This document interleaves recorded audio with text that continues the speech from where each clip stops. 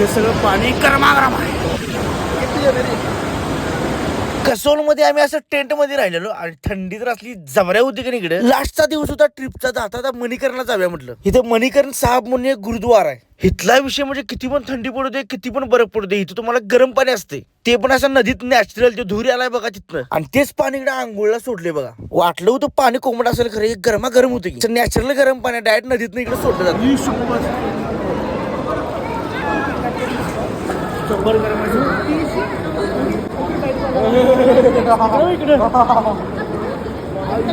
त्यानंतर इथे लंगर असतो, म्हणजे 12 महिने तुम्हाला इथं महाप्रसाद मिळणार, आणि पूर्ण महाप्रसाद या गरम पाण्यात त्या नदीच्या करतात तयार. म्हणजे काय विषय असेल बघा की एवढ्या थंडीत हिमालयात गरम पाणी. ते पण इथं मस्तपैकी राईस, डाळ, कढी, चपाती असं सगळं महाप्रसाद होता, आणि कंपल्सरी असं डोक्याला इथं रुमाल लावा लागतोय. एकदम इथं येऊन